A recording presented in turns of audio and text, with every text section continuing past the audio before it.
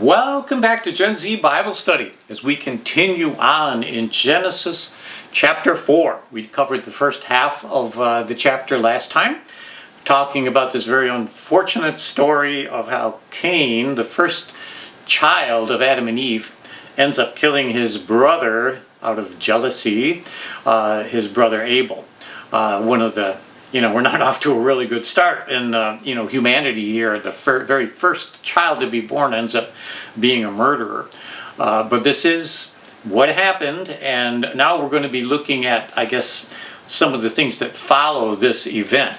So we left Cain, and he wasn't in such good shape because, he had committed this murder. He was discovered, he was found out, he was cursed. And, he felt like my life is over because now that I killed my brother, somebody's going to come after me. God says, no, I'm not going to let anyone kill you. God exercises mercy for Cain, but he does, put judgments against him. One of them is that he had to leave his home and, go off into the land of Nod, wherever that is, east of Eden, and start a whole new life and a different kind of life. So what we're going to look at today is where Cain ends up. Now it's kind of hard to keep track of time when we're looking at these things. And basically this whole time period, this time between Adam and Eve and the flood is, I guess it's called the pre-flood era. I think there's another term, antediluvian, maybe. I'd have to check on that. You can look that up and see if that's the right word. But it's this time period, and it goes for about 1,600 years.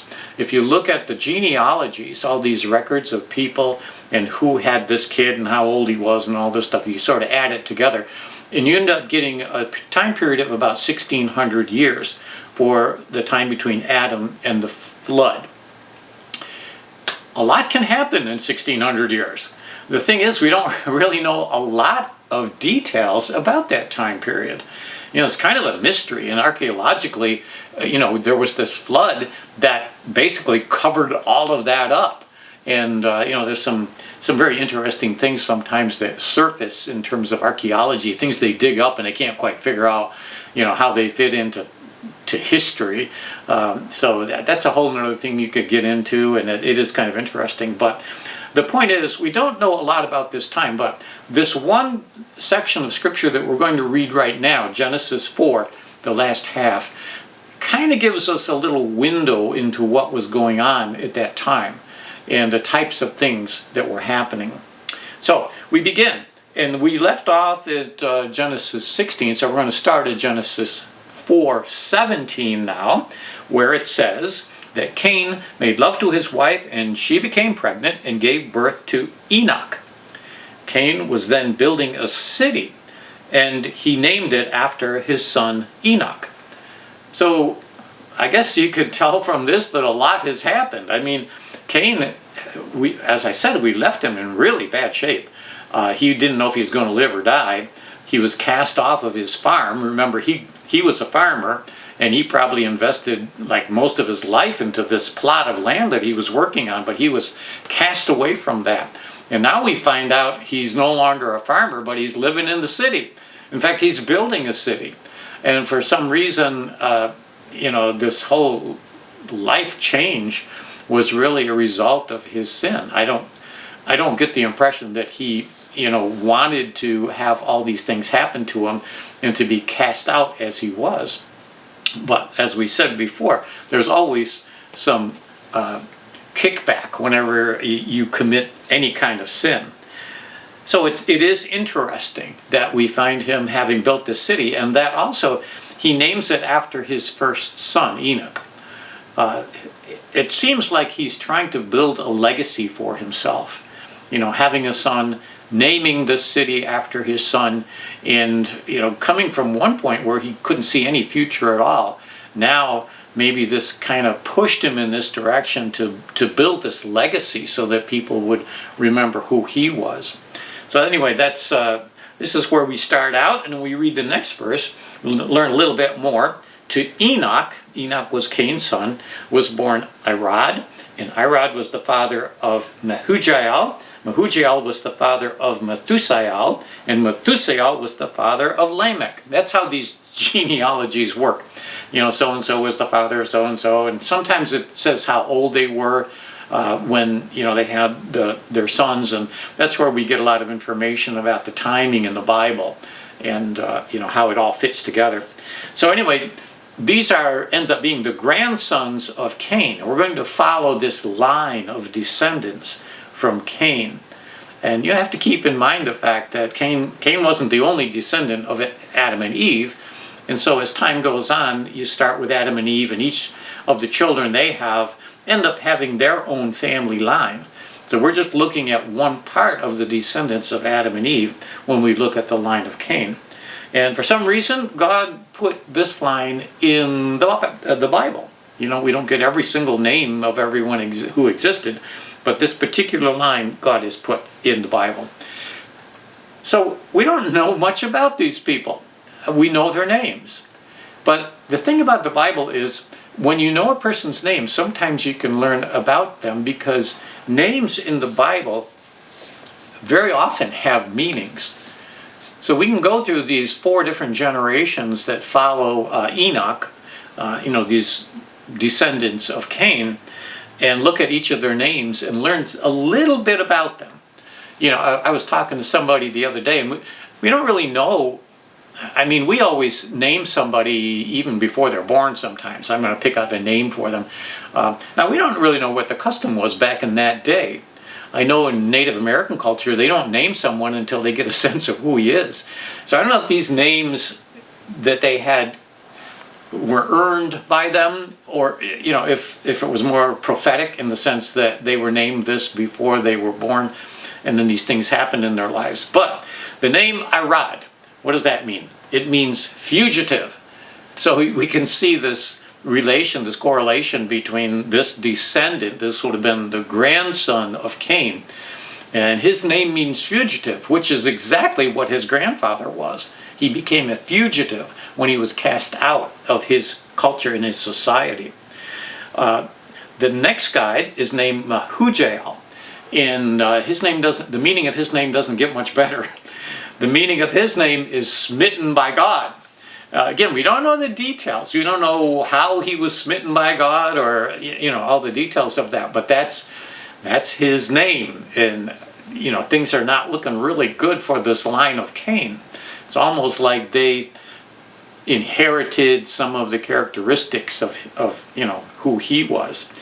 But here's the next one is kind of interesting, because his name is Methusael. Now that means man of God. And so you got this line, and, you know, these names aren't looking too good, but now you got this guy, and he's called a man of God. I guess the lesson we learn from that is that there's always hope, and that you don't always inherit the sins of your parents.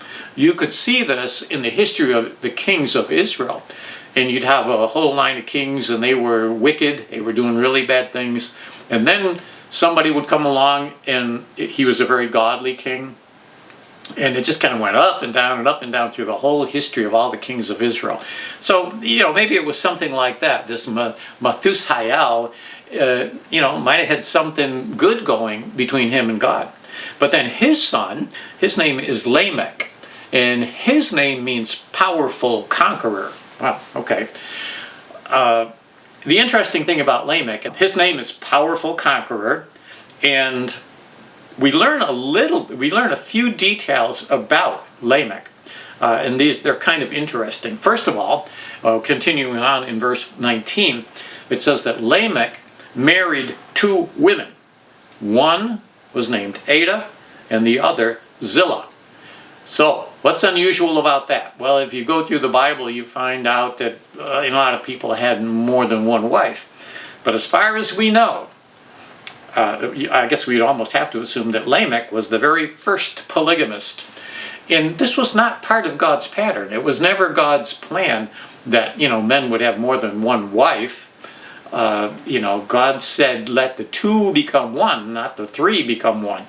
It just gets very complicated when you start adding more than one wife. And the interesting thing, talking about names, Ada, her name means ornament. Like, a Christmas decoration, ornament. I'm not really sure how to interpret that, but the one thing that came to my mind as I was thinking about a wife named Ornament is this term that we have today called trophy wife. Where a guy is going to look around for the most beautiful woman that he can to marry her so that it'll make him look good. Look at my wife, she's beautiful, I must be successful. I don't know if that's what Lamech had in his mind when he married Ada, but it's just interesting. And the other interesting thing is that Zillah, his second wife, also had a meaning to her name, and the meaning of her name was shadow. Wow, you got an ornament and you got a shadow. I'm thinking these are two different kinds of women. I don't really know what the term shadow would have implied. Maybe she was mysterious, or maybe she was just quiet, and you could see like you got one wife that's really outgoing and the other one's kind of more timid. I don't know. We can only speculate about that. But I think the thing to realize, I think the real thing to acknowledge is it seems like Lamech doesn't worry about breaking God's pattern at this point. And so he ends up marrying two wives and sets a very bad precedent for the days, for people to follow. And each of these wives have children. So let's look at what happens next. Ada gave birth to Jabal, and he was the father of those who live in tents and raise livestock. His brother's name was Jubal, and he was the father of all who play stringed instruments and pipes. So, this is getting interesting. We realize that more people are being born into this world, and as more people are added, the world becomes a different place. People have to spread out a little more. And this means that, culture, things in culture, and maybe they started speaking with a little bit different accents in all these different family groups. It's hard to tell. We don't really know. But the point is, they are now developing family lines that seem to be focused on, into certain things. So this line of Jabal, he becomes the father of the nomadic people, because they were raising sheep, and if you're a farmer, you stay in one place because you don't have to follow your corn crop around. It's there and it's always going to be there. But with sheep, you got to find a new pasture for them. The Lord is my shepherd. He leads me beside green pastures. And this is how it is with sheep. They had to find new places, so they had to wander around, and the sheep would eat, all the grass here and had to move to another place. So this became a nomadic tribe. And Jubal, on the other hand, it's probably hard to explain maybe, or to imagine what kind of life Jubal lived, but he was a musician, so I can identify with him because I play the guitar and I know how to do stringed instruments, so I can appreciate Jubal. I don't know if he just sat around all the time playing his fiddle or guitar or whatever he might have done, but the point is, he's specializing in something, and people are learning, this whole idea of technology being developed. So we continue on, that Zillah also had a son. His name was Tubal-Cain. He forged all kinds of tools of bronze and iron. And it's interesting with him that he also inherits the name of his great-great-great-grandfather, Tubal-Cain. So his name was Tubal, but somehow they haven't forgotten that he comes from this line of Cain. So anyway, Zillah had this son Tubal-Cain. He was expert in making tools and things like that. So everybody's kind of specializing. Technology is developing, culture is developing, and I think it's just kind of a really interesting time to live in. There's another interesting thing about Zillah is she also has a daughter, and her daughter is named Naamah, but we don't know anything about her. But the fact that her name is mentioned here is kind of interesting, because if you look at all the genealogies in the Bible, it's always from father to son, father to son. In very few women are mentioned in these genealogies. although it is a little different in the genealogy of Christ in the book of Matthew, that some women are mentioned. So the fact that her name was mentioned without any explanation of who she is or what she did means that there was something special about her. So there's this special girl named Naamah. And I don't know, what to say beyond that, but that there were just all kinds of people, and maybe that's what we learned from her. So ever-expanding population, cultures developing, new technologies are developing, and now we get to the part where we learn a little bit more about this guy Lamech. In verses 23 and 24, Lamech said to his wives, Adah and Zillah, "Listen to me, wives of Lamech. Hear my words. I have killed a man for wounding me, a young man for injuring me. Cain is avenged 7 times, and then Lamech 77 times. What is that all about? Well, first of all, he addresses Adah and Zillah, not by their names, but he addresses them as wives of Lamech, which kind of lends itself to this idea that he was seeing them maybe more as status symbols than genuine people. I don't know.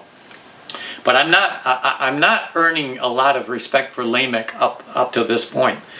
And then the next thing that happens is he brags about the fact that he killed someone. His name is Mighty Conqueror. So I think maybe guys like that need a lot of affirmation, and maybe he's just trying to convince himself, with this bravado about boasting about how he killed this guy who was trying to kill him. At least that's what he says. So it was self-defense. But the other interesting thing about Lamech and under these circumstances is that he makes reference to his great-great-great-great-grandfather Cain as well.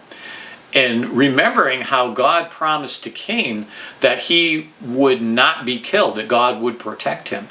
So it's almost like Lamech is presuming upon that same grace that God gave to Cain, to his great-great-grandfather. And I think there's a principle here that we need to be aware of, and that is that you do not take God's grace for granted. Something happened in the New Testament church that Paul had to address. And he was writing to some people, and they hear this news about God's forgiveness. Up until this time, you had to do all kinds of things to get rid of your sin. And now they hear about this free grace that comes from God, and that all you do is confess your sins. And there were some people that interpreted that like, oh man, we can just go out and sin all we want because God's going to forgive us. Now, of course, that was not the intention here. And Paul has to scold them for thinking that way. But I can't help but wonder if Lamech might have been presuming upon God's, going back and referring to his grandfather. We have this phrase, sometimes legal matters are grandfathered in because, something happened a long time ago is still precedent. So I don't know if that was what was going on. But I think it's an interesting thing about Lamech. All right, so when we look at Lamech, we come to the end of the line of Cain. That doesn't really mention anybody beyond that, except for the different sons. By the time you get through these 4 sons, that's where the line sort of ends. And we move on now, and we're kind of going back in time now at verse 25 and 26, because we're kind of going back to a different setting, where it says, Adam made love to his wife again, and she gave birth to a son and named him Seth, saying, God has granted me another child in place of Abel, since Cain killed him. And Seth also had a son and named him Enosh. So now we're starting a whole different line here.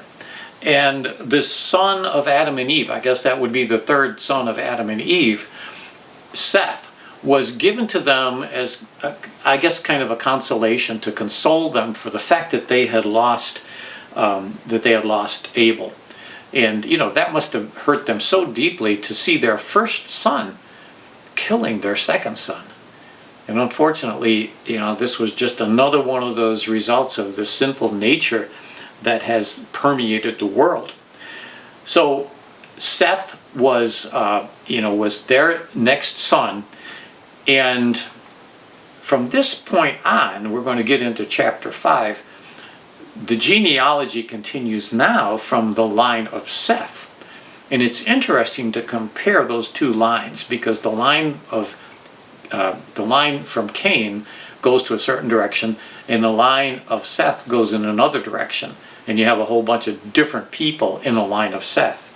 But Seth, and another thing that we do learn here is that Adam, when he has Seth, it mentions specifically, was 130 years old. So it doesn't seem to me like Adam and Eve were, all that anxious about having kids. Their third boy, anyway, is Seth, and at least this is what's recorded. It's possible they might have had other kids, but for some reason they pick out Seth, and I think we can assume that he was their third son as a result of that. So he was a wonderful help to Adam and Eve, and I'm sure that when he was born, he took away a lot of the pain of having lost their son Abel. And this whole chapter ends with just this another descriptive verse that helps us understand what was going on at that time. Genesis 4:26. At that time, people began to call on the name of the Lord. But what does that mean? That people began to call on the name of the Lord. Now, Adam and Eve were walking with God in the garden. And when they were cast out of the garden, you get the sense that God was, still with them and working with them and helping them. But as time goes on, the presence of God probably is experienced a little less, like person to person.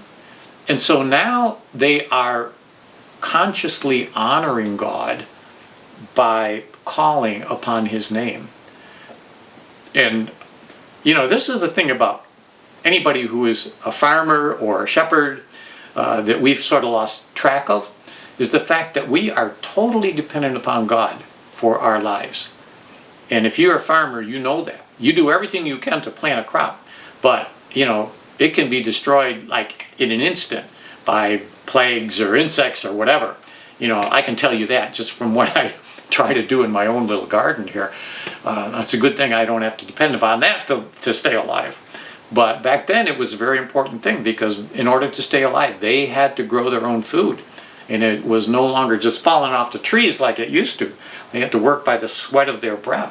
So I think really what this calling upon the name of the Lord was, the primary focus was just acknowledging him and acknowledging their dependence upon him. And the good news about this term, calling on the name of the Lord, is that still works today. And this is where we're going to end today. And this is going to be our good verse, our good word, as we end today. And this is from Romans. We're going to see the same principle, this term, calling on the name of the Lord, in the book of Romans, way towards the end of the Bible. Romans 10:12 and 13. For there is no difference between Jew and Gentile. The same Lord is Lord of all, and richly blesses all who call on him. For everyone who calls on the name of the Lord will be saved. I mean, that's a wonderful verse. And it's just good to know that what began way back there in Genesis as people called on the name of the Lord, that has always been a possibility. God is always there to listen when we call upon him. And in this case, it's great, for everyone who calls on the name of the Lord will be saved. It doesn't say everyone who, lives a good life and does the best they can, gets a pat on the back and gets to go to heaven. It doesn't say that. Everyone who calls on the name of the Lord, I need you, Lord, just like the farmer needs God to bless their crops. We cannot achieve our salvation ourselves. It's something we receive from God. And everyone who calls on the name of the Lord, like this word repentance that we were talking about last time, coming to God, acknowledging our need for him, this is when we get blessed. And this is when we know true salvation. So I always try to end on a positive note. We're going through all this stuff where all this sin and all this bad stuff happens. But there is always a positive note, because God is merciful and he loves us. He loves you and he loves me. And this is where we're going to end today. So I want to remind you that I'm thinking of you guys and praying for you. And hope that you do join us again next time in Gen Z Bible class as we look at Genesis chapter 5.